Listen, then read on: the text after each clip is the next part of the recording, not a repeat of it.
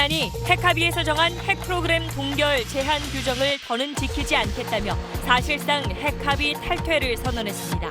트럼프 대통령은 이란이 보복 공격을 한다면 신속하고 완전하게 반격할 거라고 경고했습니다. 중동 지역에 전운이 감돌고 있습니다. 미국과 이란의 갈등이 고조되면서 우리 정부도 국내 경제 상황 점검을 위해 홍남기 부총리 주재로 긴급 경제관계 장관 회의를 열었습니다. 정부는 에너지 수급 위기가 닥칠 경우 비축유 방출 등 비상대응 체계를 가동하기로 했습니다. 총선이 오늘로 꼭 100일 앞으로 다가온 가운데 여야 모두 총선 출사표를 던지고 본격적인 선거 준비에 들어갔습니다.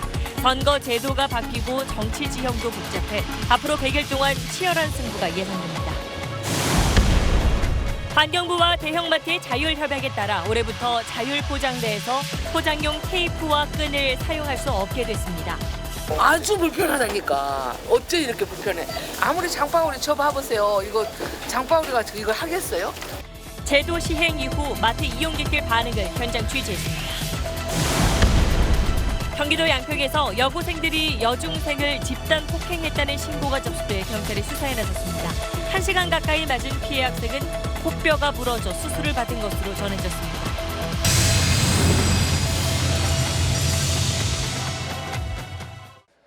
네, 여러분, 오늘 8시 뉴스는 다른 나라의 이야기로만은 볼 수 없는 미국과 이란의 갈등부터 살펴보겠습니다. 미국을 향해서 보복을 선언한 이란이 핵 합의를 사실상 탈퇴하겠다고 했습니다. 그동안 중단했던 핵무기 원료들을 다시 생산할 수 있다는 겁니다. 여기에 이란과 가까운 중동 세력들까지 미국의 복수를 다짐하면서 상황이 갈수록 복잡해지고 있습니다. 먼저 오늘 나온 내용을 정리하고 이어서 우리에게 미칠 영향까지 짚어보겠습니다. 이대욱 특파원입니다. 이란이 우라늄 농축 능력과 농도에 제한을 두지 않겠다고 선언했습니다. 사실상 핵합의 탈퇴를 선언한 것으로 핵무기를 만들기 위한 고농축 우라늄 생산에 나설 수 있다는 겁니다. جمهوری اسلامی ایران دیگر هیچ محدودیتی در حوزه عملیاتی شامل ظرفیت غنیسازی، درصد غنیسازی، میزان مواد غنیسازی شده و تحقیق و توسعه مواجه نیست. 지난 2015년 핵 합의로 미국, 영국 등 6개국은 이란에 대한 제재를 풀어줬고 이란은 고농축 우라늄 개발을 포기했습니다. 하지만 재작년 트럼프 미국 대통령은 일방적으로 핵 합의를 탈퇴하고 이란에 제재를 가했습니다. 서방 정보당국은 이란이 핵무기 개발에 본격적으로 뛰어들면 1년 반 이내에 핵무기 보유국이 될 수 있다고 보고 있습니다. 친이란 시아파 세력들도 일제히 이란과 발을 맞추고 있습니다. 레바논의 친이란 무장정파 헤즈볼라는 중동 지역 주둔 미군을 목표로 복수를 하겠다고 선언했습니다. 이라크 바그다드 미국 대사관 근처엔 로켓포 3발이 떨어져 민간인 6명이 다쳤습니다. 이라크 의회는 자국 내 미군 철수 결의안을 통과시켰습니다. 이라크 정부는 자국 영토에서 벌어진 미군의 솔레이마니 사령관 암살 작전을 주권 침해로 규정하고 유엔 안전보장이사회에 제소했습니다. 트럼프 대통령은 이라크가 미군 철수를 요구하면 이란보다 강력한 제재를 받게 될 거라고 위협했습니다. 이란 내 문화 유적지도 공격 목표라는 트럼프 대통령의 트윗에 대해선 IS나 탈레반 같은 테러리스트가 저지르는 전쟁 범죄라는 비판이 쏟아지고 있습니다. 카이로에서 SBS 이대욱입니다. 자, 이렇게 위기감이 높아지면서 자주 언급되고 있는 곳이 바로 호르무즈 해협입니다.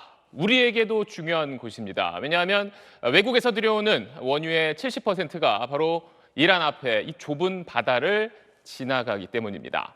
자, 호르무즈 해협에서 직선 거리로 1,800km, 배로 가면 한 사흘 정도 걸리는 소말리아의 아덴만에 지금 우리 해군의 청해 부대가 있습니다. 이번 사태가 터지기 전에 정부는 미국의 요청에 따라서 청해 부대의 작전 지역을 호르무즈 해협까지 넓히는 방안을 검토해 왔었는데 보시는 것처럼 상황이 급박하게 달라지면서 우리 정부의 고민도 깊어지고 있습니다. 김학휘 기자가 논란의 지점을 정리해봤습니다. 청해부대는 국회 파견 동의안에 따라 4,000톤급 이상 구축함 한 척과 링셀기 한 대, 300여 명의 병력 등으로 구성되어 있는데 정부는 주력함이 강감찬 함에서 왕건함으로 교체되는 이달 말 작전 지역을 호르무즈 해협까지 확대하는 방안을 검토해 왔습니다. 하지만 최근 중동 정세 급변으로 크게 3가지 문제점이 거론됩니다. 먼저 2009년 첫 작전 이래 청해부대의 임무는 아덴만 일대 해적 퇴치입니다. 호르무즈에선 이란 정규군을 상대해야 할 수도 있어서 청해부대 임무의 성격 자체가 달라집니다. 아울러 잠수함 능력을 보유한 이란군을 상대로 우리 군의 안전을 담보하려면 지금의 무장 수준으론 부족하다는 지적이 나옵니다. 하지만 국회 동의안의 파견 규모가 정해져 있는 만큼 무장을 강화하려면 별도의 국회 파견 동의를 받아야 합니다. 청해부대의 임무가 바뀌거나 작전의 성격이 바뀔 경우에는 국회 동의가 필요하다고 봅니다. 또 항행 안전 확보란 명분, 미국의 요청이란 현실적 이유를 감안해도 중동의 중요한 경제 파트너인 이란을 적으로 돌리는 상황에 근본적인 의문이 제기됩니다. 정부도 훨씬 신중해진 분위기입니다. 다양한 방안을 검토 중입니다. 하지만 아직까지는 구체적으로 결정된 바는 없습니다. 오늘 오후 청와대에서 열린 NSC, 즉 국가안전보장회의에서도 정세 안정을 위한 국제적 노력에 기여하는 방안을 검토했다는 원론적 수준의 입장만 나오는 등 정부의 고민은 깊어지고 있습니다.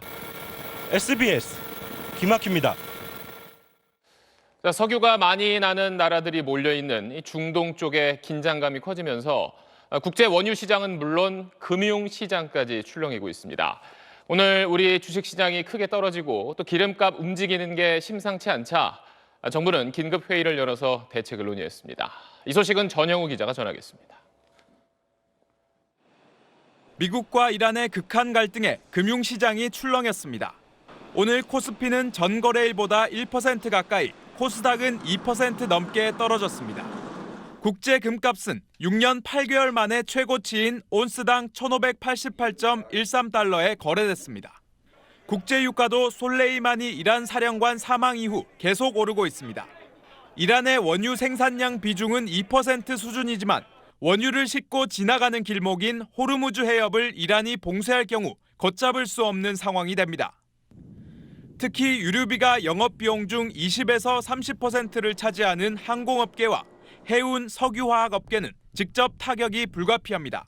유가가 영향을 받고 글로벌 교역이 위축되는 거죠. 기업의 수익성이나 이런 부분에 이제 영향을 미쳐서 성장률을 둔화시킬 수 있다는 우려가. 1990년 걸프전 당시엔 뉴욕 증시가 3개월 만에 20% 급락하고 이란의 패전이 예측되자 유가가 하루 만에 30% 폭락하기도 했습니다. 정부는 오늘 오후 긴급 경제관계장관 회의를 열어 대책을 논의했습니다.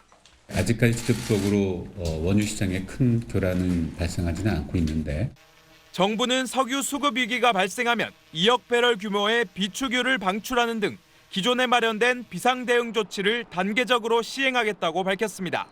SBS 전영우입니다. 네, 오늘로 4월 총선이 딱 100일 남았습니다. 새로운 선거제로 치러지는 이번 총선을 앞두고 여권은 인재 영입에 속도를 내고 있고 야권은 통합 논의에 분주합니다. 정치권 총선 준비 상황을 정유식 기자가 취재했습니다. 촛불 혁명을 완수하게 해달라. 무능한 정권을 심판해달라. 원내 1, 2당 지도부가 오늘 유권자들에게 던진 메시지입니다. 이명박 박근혜 시대로 돌아가느냐 아니면 촛불혁명으로 시작된 개혁과 민생주의 시대로 나아가느냐. 무능과 전횡을 막는 마지막 기회입니다. 국민 여러분들의 삶과 운명이 달린 선거입니다. 바른미래당은 일상의 영웅들을 모시겠다는 공천 구상을 내놨고 새로운 보수당은 현 충원을 찾아 안보정당 이미지를 쌓았습니다. 정의당은 5.18 정신을 이어 정치개혁을 하겠다고 광주에서 다짐했습니다. 민주당은 오늘 공천관리위원회를 출범시켰고 PK 지역에 경남지사를 지낸 김두관 의원을 차출하는 방안을 비롯해 구체적인 공천 논의에 들어갔습니다. 오늘 출사표를 던진 윤건영 청와대 국정상황실장까지 청와대 출신 도전자만 60여 명. 내일도 인재 영입을 발표할 예정으로 벌써 5번째인데 공직자 사퇴 시한을 열흘 남기고 총선 체제 전환에 한 발 앞선 모양새입니다. 반면 한국당의 인적 쇄신은 상대적으로 더딥니다. 1차 인재 영입이 무산된 뒤 2달 넘게 새 얼굴이 등장하지 않고 있습니다. 현역 의원 10명이 불출마 선언을 이어왔지만 표밭 TK에선 불출마 소식이 아직 없습니다. 대신 한국당은 보수 통합과 비례 전담 정당 만들기에 주력하고 있습니다. 황교안 대표는 오늘 통합추진위원회를 만들겠다고 했는데 늦어도 2월 중순까진 통합 논의에 답을 낸다는 목표입니다. 정계 복귀를 선언한 안철수 전 의원은 다음 주 귀국할 것으로 알려졌습니다. 4+1 협의체의 국회 주도력이 입증된 상황에서 반대 진영에 섰던 한국당과 세보수당 그리고 안철수계가 어떤 식으로 손을 잡을지도 이번 총선의 변수로 꼽힙니다. SBS 정윤식입니다. 조국 전 법무장관의 딸을 둘러싼 의혹이 불거졌었던 지난해 자유한국당의 주광덕 의원이 이런 말을 했었습니다.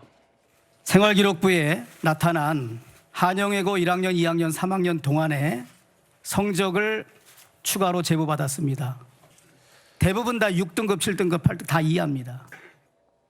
네, 이후 딸의 개인 정보인 그 학생부 내용이 어떻게 밖으로 알려졌느냐는 의혹이 일면서 수사로도 이어졌습니다. 이 사안을 조사해온 경찰이 주광덕 의원의 통화 기록을 확인하겠다고 영장을 신청했는데 검찰이 기각했습니다. 정반석 기자입니다. 저희 아이가 이제 영어가 조금 잘하는 편입니다. 실험 성과를 영어로 정리하는데 큰 기여를 했다라고. 조국 전 법무부 장관 딸의 논문 제일 저자 문제가 불거진 지난해 9월 주광덕 자유한국당 의원은 공익 제보를 받았다며 조 전 장관 딸의 학교 생활 기록부 내용을 공개했습니다. 대부분 다 6등급, 7등급, 8등급 다 이해합니다. 딸이 영어를 잘했기 때문에 논문의 제일 저자 등재하는 데 문제가 없고 고려대학교 입학에 문제가 없다는 말은 완전히 국민에게 거짓 해명을 한 것이라고. 개인정보 유출 논란이 고발로 이어졌고 경찰이 수사에 착수했습니다. 그런데 오늘 이영표 서울경찰청장은 주 의원의 휴대전화 내역 분석을 위해 통신영장을 신청했지만 검찰이 기각했다고 공개했습니다. 이메일에 대해서만 압수영장이 발부됐다는 겁니다. 주 의원 발언 시점이 조 전 장관 딸 모교를 검찰이 압수수색한 뒤여서 검찰에서 유출됐을 가능성이 있는 만큼 검찰이 수사에 어깃장을 놓은 것 아니냐며 경찰은 반발했습니다. 법조계에선 광범위하게 영장을 청구하던 검찰이 갑자기 인권을 외치냐는 비판이 나오는가 하면 수사권 조정을 앞두고 경찰이 과잉 수사를 하고 있다는 반론이 엇갈립니다. 이에 대해 검찰은 불필요한 개인정보 유출 우려가 있어 다른 방법을 시도한 뒤 검토하자는 취지라고 해명했습니다. SBS 정반석입니다. 강력한 검찰 개혁을 예고한 추미애 법무장관이 내일 윤석열 검찰총장과 취임 이후 처음으로 단독 회동을 합니다. 조만간 이루어질 검찰 인사의 규모와 또 시기를 놓고 이야기가 오갈지 강청환 기자가 취재했습니다. 추미애 법무부 장관과 윤석열 검찰총장의 단독 회동은 내일 오후 법무부 청사에서 진행됩니다. 지난 3일 추 장관 취임식 이후 상견례 차원의 첫 만남입니다. 회동은 법무부 산하 기관장들이 추 장관을 예방하는 행사에 앞서 비공개로 진행될 예정입니다. 앞서 두 사람은 지난 2일 정부 신년회에 함께 참석했지만 만남은 이뤄지지 않았습니다. 법무부는 인사와 관련해 검찰총장으로부터 의견을 듣는 통상 절차는 내일 회동과 별도로 이뤄질 거라며 선을 그었습니다. 하지만 윤 총장이 추 장관과 따로 만난 자리에서 검찰 인사와 관련된 자신의 입장을 밝힐 가능성은 여전합니다. 이번 주 초로 예상했던 검찰 고위급 인사 시기는 늦춰질 가능성이 커졌습니다. 오늘 또는 내일로 예상됐던 검찰 인사위원회 날짜는 확정되지 않았습니다. 특히 추 장관 측과 청와대가 검사장 인사 규모와 주요 보직을 놓고 의견이 달라 조율 과정에 있는 것으로 알려졌습니다. 이런 가운데 검사장급인 김우현 수원고검장과 황희석 법무부 인권국장이 오늘 사의를 표명했습니다. 검찰 안팎에선 황 국장의 사의 표명이 비검찰 출신 인사를 법무부 검찰국장으로 기용하기 위한 수순이 아니냐는 관측도 나옵니다. SBS 강청원입니다. 회사 경영권을 놓고 최근 어머니와 분쟁이 있었다는 소식이 알려진 조원태 회장은 한진그룹의 3세입니다. 그런데 그 윗세대인 그러니까 아버지 조양호 회장을 비롯한 한진의 2세들이 상속세를 낼 수 없다면서 과세 당국과 다툼을 벌여왔던 사실이 확인됐습니다. 정성진 기자가 취재했습니다. 국세청과 한진과 다툼의 핵심은 조중훈 전 한진그룹 명예회장의 스위스 비밀 계좌의 존재를 2세들이 언제 알았냐는 겁니다.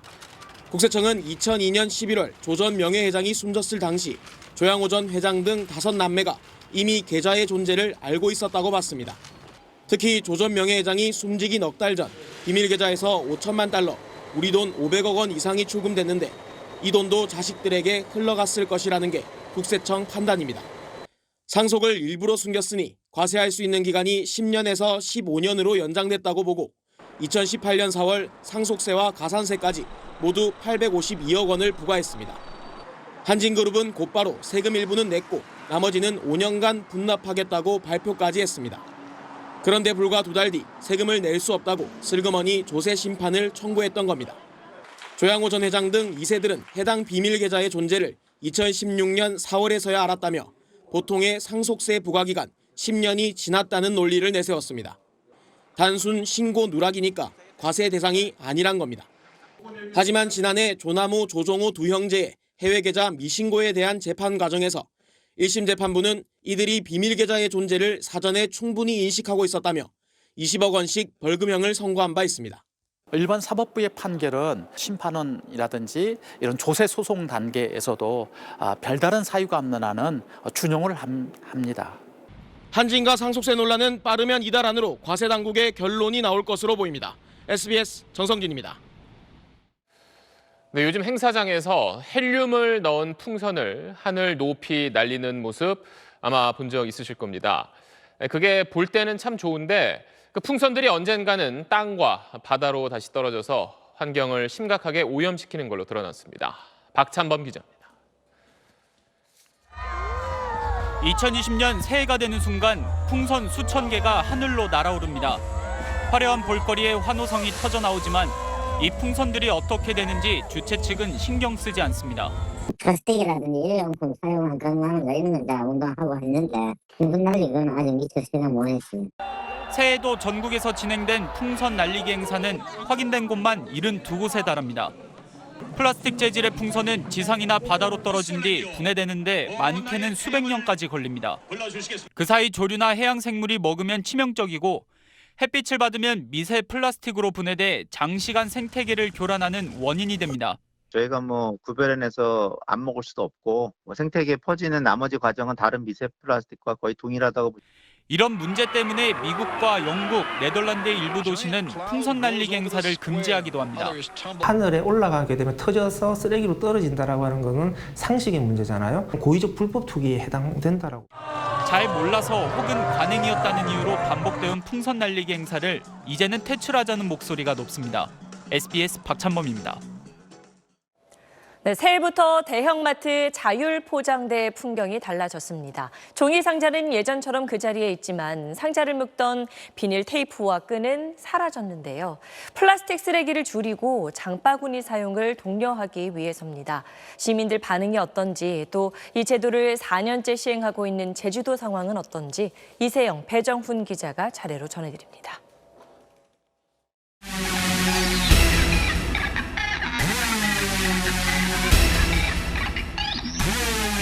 대형마트의 자율포장대는 여전히 붐볐습니다. 1월 1일부터 끈과 테이프를 주지 않는다는 걸 아직 모르는 손님이 많았습니다. 못 찾으시는 거예요? 끈이요. 이거 끈을 묶어야 가져가고 이거. 테이프나 끈을 돈 주고 사기도 합니다. 여기 테이프 있어요. 이렇게 끈이 어떻게 올라가요? 이번 조치는 종이박스의 재활용 도를 떨어뜨리는 비닐 테이프 부착을 막으면서 동시에 일회용 포장재 사용을 줄이기 위한 겁니다. 현장에서는 불편을 호소하는 고객이 많았습니다. 아주 불편하다니까. 어째 이렇게 불편해?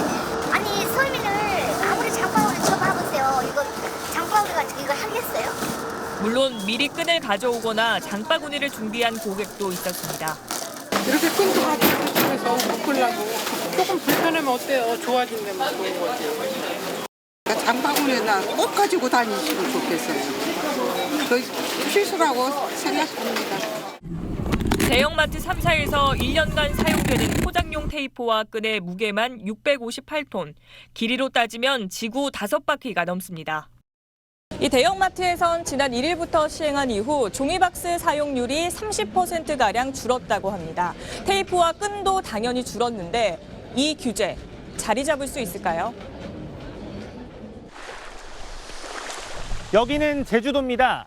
이곳 마트에서는 4년 전부터 종이박스 구경하기가 어려워졌다고 하는데 사실일까요? 대형 마트로 가보겠습니다. 여느 대형 마트처럼 계산대는 북적였습니다. 그런데 다른 곳과 달리 자율 포장대는 텅 비어 있었고 종이박스를 제공하지 않는다고 적혀 있습니다. 2016년부터 종이박스를 무상으로 제공하지 않고 있습니다. 안 불편하세요? 불편 안 해요. 습관되니까 괜찮아요. 버려야 되잖아요. 중소형 마트도 그렇습니다. 그게 몇 년 전인지 혹시 기억하시나요? 한 3, 4년 정도 된 것 같은데요. 장바구니 많이 이용하시고요. 첫 1년 동안 항의가 거셌지만 박스 대신 장바구니를 쓰자는 취지에 공감하는 시민들이 늘고 있습니다. 이게 습관이 되다 보니까 항상 이게 차 트렁크에 놓고 다니거나 아니면 차 뒷좌석에 놓고 다니는 게 이제 생활화돼가지고 불편함이 없어요. 제주도의 실험은 종이박스 쓰레기를 줄이는 데 효과가 있었을까? 옛날에는 얼마나 많았어요, 이 박스가? 그러니까 박스만 많은 게 아니고 온통 그 쓰레기도 다 그냥 펴다 놓으니까. 재활용 쓰레기를 수거하는 곳을 찾아가 비교해봤습니다. 4년 전과는 몰라보게 달라졌습니다. 지금은 오늘 박스를 배출하는 날인데도 불구하고 이렇게 조금 밖에 배출하지 않고 있습니다. 제주도는 종이 쓰레기가 줄었고 박스 재활용률도 늘어난 것으로 보고 있습니다. 급증한 택배 박스 쓰레기를 줄이는 방안도 논의하기 시작했습니다. 제주 사례는 규제 취지 공감 확산에만 성공할 수 있다면 포장 문화의 변화가 어렵지 않다는 걸 보여주고 있습니다. SBS 배정훈입니다. 네, 겨울 비가 내리고 있습니다. 모레까지는 운전할 때 더욱 조심하셔야겠는데요. 오늘 새벽 경남 합천에선 비 내린 도로에서 41대의 차가 줄줄이 부딪히는 사고가 났습니다. KNN 최한솔 기자입니다. 차량들이 서로 뒤엉켜 올라타 찌그러지고 부서져 있습니다. 도로 곳곳에는 차량 파편들이 널브러져 그야말로 아수라장입니다. 잠시 뒤에서 또다시 들이받는 차량을 보고 시민들이 놀라 피합니다. 수십 대의 차량이 연쇄 추돌해 도로 전체가 꽉 막혔습니다. 오늘 새벽 경남 합천군 33번 국도에서 발생한 41중 추돌 사고 현장입니다. 브레이크 밟았는데 20-30m는 그냥 제동이 안 되고 밀려 들어가는 상황이었고 그래 차를 정차를 시키고 그 뒤로 10초, 20초 상간으로 계속 뒤에서 차들이 비가 내리면서 도로가 얼기 시작했고 차들이 잇따라 미끄러지면서 사고가 난 것입니다. 이렇게 사고 차량을 보면 당시의 사고 충격을 알 수 있습니다. 이 사고로 37살 A씨 등 10명이 부상을 당했지만 다행히 크게 다치지는 않았습니다. 하지만 사고 수습에 오랜 시간이 걸려 4시간가량 도로가 통제됐습니다. 경찰은 새벽에 내린 비로 도로에 살얼음이 생기는 블랙아이스 현상이 발생해 사고가 난 것으로 추정하고 있습니다. 아침에 비가 많이 내렸고 바람이 씌었습니다. 그래 저 차에서 내리고 보니까 바닥이 조금 미끄럽고 일부 구간이 그 차량 운전 시에 결빙되어 있는 걸 느낄 수 있었습니다. 경찰은 사고 차량의 블랙박스 등을 토대로 정확한 사고 경위를 조사하고 있습니다. KNN 최한솔입니다. 지난 크리스마스 날 후배 중학생들을 불러 무차별 폭행한 고등학생 무리가 경찰 조사를 받고 있습니다. 자신의 남자친구와 왜 연락했냐며 피해자의 코뼈가 부러질 만큼 폭행했습니다. 홍영재 기자입니다. 밤 8시가 넘은 시각, 공터에 있던 여학생들이 한 여학생을 향해 발길질을 시작합니다. 맞은 학생이 연신 고개를 숙이지만 분이 안 풀린 듯 급기야 손을 올립니다. 사건이 일어난 건 지난달 25일 크리스마스 밤. 중학생 A양은 학교 선배 고등학생 B양의 호출을 받고 친구와 노래방에 갔다 폭행을 당하기 시작했습니다. A양이 2년 전 자신의 남자친구와 SNS로 연락했다는 게 폭행 이유였습니다. 야, 근데 나 아무리 생각해도 이해가 안 돼. 넌 도대체 무슨 생각으로 그런 거야? 이런 식의 계속 무한반복의 질문이 하면서 계속 폭행을. 노래방에서 30분간 이어진 폭행은 이용 시간 종료 후 피해 학생들을 끌고 나와 이곳 공터에서도 30분간 계속됐습니다. 1시간 넘게 계속된 폭행은 공터를 비추는 CCTV에 잡혔고 이를 본 근처 노래방 주인의 신고로 멈췄습니다. CCTV 보니까 여기서 웅성웅성거려 가만히 이렇게 보니까 때려 그 조그만 애를. 그래서 내가 신고했어. 죽일까봐. A양은 코뼈가 부러져 수술을 받았고 함께 있던 친구도 전치 3주의 부상을 당했습니다. 경찰은 B양 등 고등학생 2명을 공동상해 혐의로 입건하고 나머지 가해 학생 4명의 처벌 여부를 검토하고 있습니다. SBS 홍영재입니다. 지난해 한 50대 사업가가 납치당한 뒤 숨진 채 발견됐습니다. 경찰은 폭력 조직의 부두목인 조규석을 배후로 지목하고 행방을 쫓았는데 조 씨가 8개월째 잡히지 않으면서 이번에 공개 수배에 나섰습니다. 안희재 기자가 취재했습니다. 사업가 납치 살해 사건에 배후로 지목된 국제 PJ파 부두목 조규석. 피해자를 차량으로 납치해 폭행, 협박하는 방식은 조규석의 전형적 범행 수법으로 경찰은 보고 있습니다. 2006년 건설사 사장, 2013년 경쟁조직 행동대장 납치 사건도 모두 같은 방식이었습니다. 옷은 입어야 될 거 아니냐 말해도 들은 채도 않고 막 해버리더라고요. 그냥 막 때리니까 알았다 하면서. 2006년 검거된 5개월, 2013년엔 4개월 이상 경찰 추적을 따돌렸는데 이번에도 8개월째 오리무중입니다. 네, 얼마 전 전국 경찰서에 배포된 공개수배 전단지입니다. 보시는 것처럼 조규석의 사진과 이름이 올해부터는 여기 포함됐습니다. 조규석은 과거 도피 당시 대포폰 수십 대를 사용하고 조직원들의 보호까지 받으며 수사망을 피했습니다. 핸드폰도 자기가 움직일 때 하고 필요할 때만 딱 쓰고 나머지는 다 끊어요. 잡고 나서도 차 안에 핸드폰도 한 5-6개인가. 어떻게 보면 자기가 안 잡히고 도망다니는 거 알기 때문에. 2차례 도주 경험으로 이번엔 더 은밀하게 숨었을 것으로 보이자 처음으로 공개 수배한 겁니다. 최근 5년 반 동안 공개 수배자의 약 43%가 검거된 만큼 경찰은 시민 제보에서 조규석을 검거할 결정적 단서가 나오길 기대하고 있습니다. SBS 안희재입니다.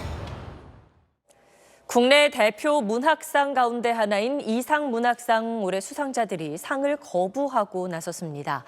수상작의 저작권을 3년간 양도해야 하는 조항을 받아들일 수 없다는 건데요. 오래된 이 조항 자체가 갑질이란 비판이 커지고 있습니다. 이주상 기자의 보도입니다. 1977년 제정돼 매년 1월 발표돼 오던 이상문학상이 올해는 난항을 맞았습니다. 김금희 작가 등 일부 수상자들이 저작권 양도 규정에 문제를 제기했기 때문입니다. 계약서에 수상작 저작권을 3년간 양도한다는 요구가 있었던 겁니다. 3년이나 양도받는 것은 말이 되지 않는다 문제 제기를 했고, 그런데 그쪽에서 논의를 해보겠다고 한 뒤에 이것이 지켜온 룰이기 때문에 어쩔 수 없다라고 말씀을 하셨어요.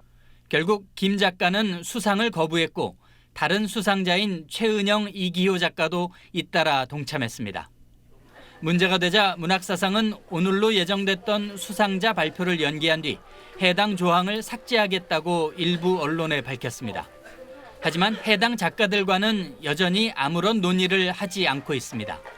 저한테 한 번도 연락을 주신 적이 없어요. 지금 제가 문학사상 측의 변화를 읽어낼 수 있는 거는 매체에 대한 보도밖에 없어요. 연락을 안 하셨어요. 문학사상 측이 아직 공식 입장을 내놓지 않고 있는 가운데 저작권을 확보해 이익을 챙기는 계약 조건 자체가 문학상을 볼모로 한 갑질이라는 비난이 커지고 있습니다. SBS 이주상입니다. 한 대학병원에서 의사가 간호사들에게 돈 없는 폭언을 해왔다는 폭로가 나왔습니다. 계속된 인격모독에 괴로워하다가 한 명이 병원을 그만두면 또 다음 간호사에게 막말을 퍼붓는 시기였다는데 KNN 박명선 기자가 취재했습니다. 경남 창원 경상대병원에서 막말과 폭언은 일상이었습니다.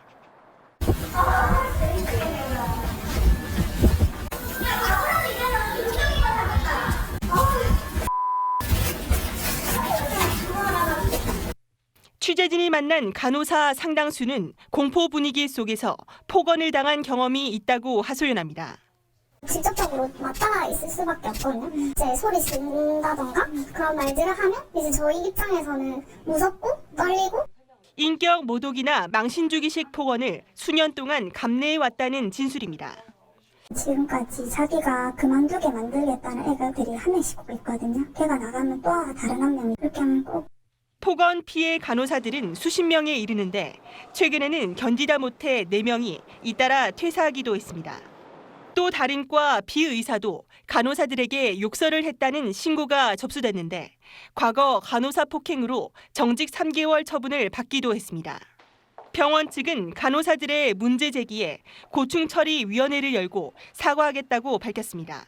그러나 노조는 고용노동부에 직장 내 괴롭힘 진정을 내고 법적 대응까지 검토하고 있습니다. KNN 박명선입니다. 30년 전에 일어난 이른바 낙동강 살인 사건에 대해 재판을 다시 하라는 법원 결정이 내려졌습니다.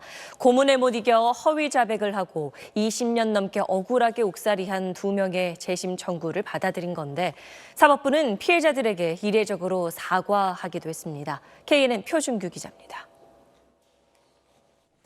긴장된 표정으로 법정 앞에서 기다리는 두 남성. 최인철, 장동익 씨입니다. 이들은 1990년 1월 낙동강변에서 여성의 시신이 발견된 지 1년 10개월 만에 범인으로 지목됐습니다. 두 사람은 재판 내내 경찰의 고문 때문에 자백했다고 결백을 주장했지만 유죄를 선고받고 21년 동안 감옥 생활을 해야 했습니다. 그러다 지난해 고문으로 범인이 조작됐다는 대검 과거사위원회의 발표로 억울함을 입증할 기회를 얻었습니다. 이들의 재심 신청에 부산고등법원은 사건 발생 30년 만에 재심을 결정하고 뒤늦은 응답에 사과했습니다. 산전수전이라보다는 지옥전을 겪었다 나한테도 다름이 없습니다. 어머니, 아버지가 지금 영천 호국원에 계십니다. 달려가가지고 말하고 싶습니다. 진실은 밝혀집니다. 졌습니다. 라고 말하고 싶습니다. 재심 개시 자체가 무죄라는 뜻은 아닌 만큼 앞으로 남은 재판이 숙제입니다. 이 사건은 항고를 하지 않을 거라고 저는 생각합니다. 하루빨리 무죄 판결을 선고받게 하는 것이 또 검찰의 도리가 아닌가 싶습니다. 2살 딸을 남겨놓고 감옥에 갔는데 이제 2살 손녀를 안고 재심을 기다려야 했던 아픈 상처 앞에 과연 이들이 평생을 기다려온 정의가 앞으로 어떻게 구현될지 주목됩니다. KNN 표준규입니다. 다음 소식입니다. 오늘 열릴 걸로 보였던 국회 본회의가 이번 주 목요일인 9일로 미뤄졌습니다. 한국당이 민생 법안에 대해서는 필리버스터, 즉 무제한 토론을 하지 않기로 하면서 여야 합의에 이른 겁니다. 국회 취재기자 연결해서 자세한 내용 알아보겠습니다. 김민정 기자, 그럼 오늘은 본회의가 아예 열리지 않는 거죠? 당초 민주당 계획대로라면 지금 이 시간 본회의가 진행되고 있어야 합니다. 하지만 오늘 본회의는 여야 합의로 연기됐습니다. 오후 6시까지 의원총회를 이어간 한국당은 민생법안 170여 건에 대한 무제한 토론, 필리버스터를 철회하겠다고 발표하면서 오는 9일 목요일에 본회의를 열자고 제안했습니다. 민주당도 기초연금법 같은 민생법안 처리 가능성이 높아졌다며 이 제안을 바로 수용했습니다. 내일과 모레는 정세균 국무총리 후보자에 대한 인사청문회가 있기 때문에 양쪽 모두 청문회 끝내놓고 법안 처리에 나서자는데 공감대가 생긴 걸로 보입니다. 또 한국당으로선 민생 법안을 볼모로 잡고 있다, 이런 비난을 면할 수 있고 민주당으로서는 새해에도 여당이 또 제1야당 빼고 법안을 처리한다, 이런 부담에서 벗어날 수 있어서 합의가 비교적 쉽게 이뤄진 걸로 보입니다. 국회에서 이런 합의가 이루어지는 모습을 참 오랜만에 본 것 같은데 그럼 이런 여야의 협상 분위기가 당분간 이어질 수 있을까요? 겉으로 보면 그런데 속사정은 간단치가 않습니다. 물론 민생 법안 처리 가능성은 높아졌습니다. 하지만 남은 패스트트랙 법안인 검경 수사권 조정안에선 경찰 수사 종결권의 허용 범위를 놓고 견해차가 큽니다. 유치원 3법을 둘러싼 이견도 여전합니다. 또 총리 후보자 청문회 과정에서 여야가 크게 충돌할 가능성도 있습니다. 여기에 서로 감정의 골도 깊어서 오는 9일 본회의가 순조롭게 진행될지는 여전히 불투명한 상황입니다. 지금까지 국회에서 SBS 김민정입니다. 근데 지금 국회에 밀려있는 법안 가운데 하나가 전세나 월세로 살 수 있는 기간을 현재 2년에서 4년으로 늘리는 법입니다. 최근 전셋값이 다시 들썩이면서 세입자들의 불안감도 커지고 있습니다. 이 소식은 재희원 기자가 취재했습니다. 서울 송파구의 한 아파트 단지입니다. 지난해 초 6억 원 선이던 84제곱미터 전세가 지난달에는 11억 원까지 올랐습니다. 12.16 대책을 전후로 서울 아파트 전세값이 크게 뛰자 계약 갱신을 앞둔 세입자들은 좌불안석입니다. 앞으로 10억도 부족하다 이런 말씀을 많이 하시는데 그 금액을 1년 만에 1억이요 이렇게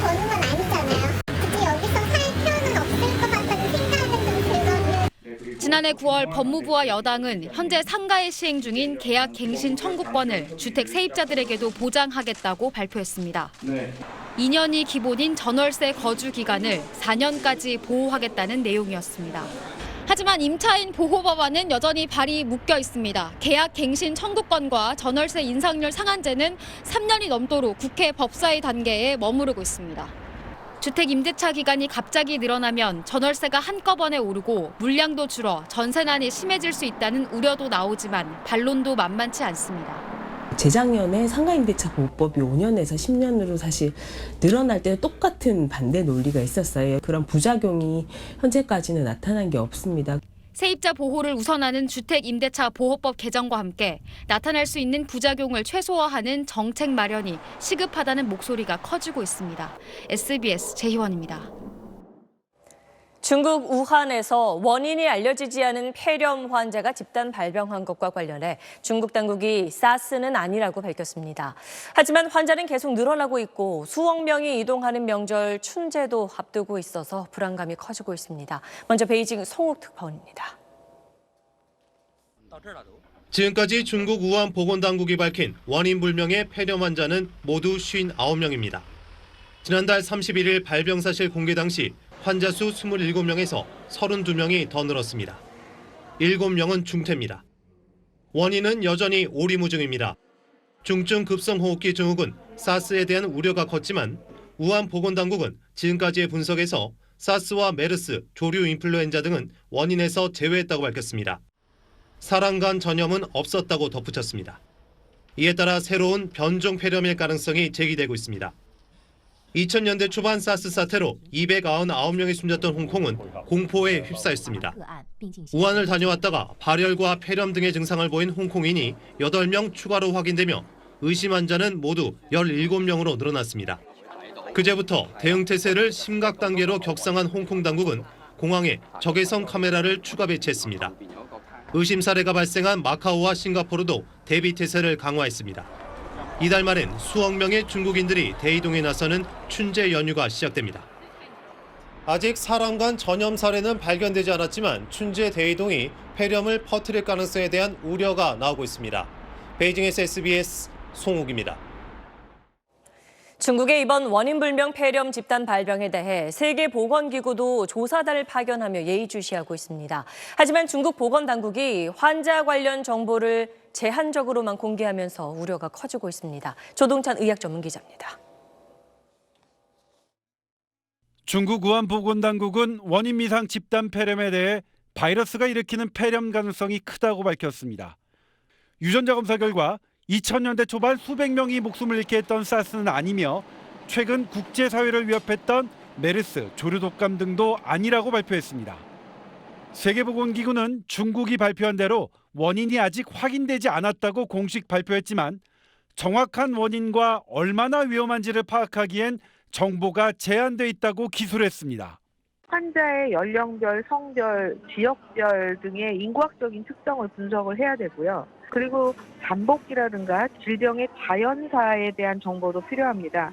과학저널 사이언스지는 세계보건기구 자문위원이었던 한 전문가의 인터뷰를 통해 중국에서 어떤 조사가 이루어지고 있는지 알지 못한다라고 전했습니다. 중국 정부는 지난달 10일 첫 환자가 발생했는데도 3주 가까이 지난 31일에야 세계보건기구에 보고했습니다. 2000년대 초반 수백 명이 희생된 사스 사태 때도 한 달이 넘은 후에 보고해 비판을 받은 바 있습니다. 새로운 감염병을 최대한 서둘러 보고해야 하는 국제사회의 보건규칙에 맞지 않는다는 지적도 나오고 있습니다. SBS 조동찬입니다. 검찰 특별수사단이 세월호 참사 구조 실패 책임을 물어 김석균 전 해경청장 등 당시 해경 간부 6명에 대해 구속영장을 청구했습니다. 이들에게는 퇴선 지시 등 구조에 필요한 주의 의무를 다하지 않아 303명을 숨지게 하고 142명을 다치게 한 혐의가 적용됐습니다. 또 사고 초동 조치를 제대로 하지 않고 이를 숨기기 위해 각종 보고 문건을 허위로 작성한 혐의도 받고 있습니다. 일제 강제동원 사건 소송에 관여해온 한일 두 나라의 변호사들과 시민단체들은 오늘 두 나라에서 동시에 기자회견을 열고 진정한 문제 해결을 위해 한일 양국 협의체를 만들자고 제안했습니다. 이들은 두 나라의 변호사와 학자, 정재계 관계자 등이 협의체에 포함돼야 하고 일본 정부와 가해 기업이 인권 침해 사실을 받아들이고 사죄해야 한다고 주장했습니다. 직장 안에서 괴롭힘을 금지하는 법이 시행되고 이제 반년이 지났습니다만 한 시민단체 조사 결과 응답자 절반 이상이 달라진 게 없다고 했고 또 앞서 보셨던 리포트처럼 막말이나 모욕이 여전한 걸로 나타났습니다. 그런 언어 폭력도 분명한 범죄라는 걸 아직 모르는 사람이 있어서 다시 한번 정리해드리면 모욕은 정부가 규정한 직장 내 괴롭힘으로 형사 고소 대상입니다. 또 직접적인 욕설이 없어도 처벌받을 수 있습니다. 뉴스 마치겠습니다.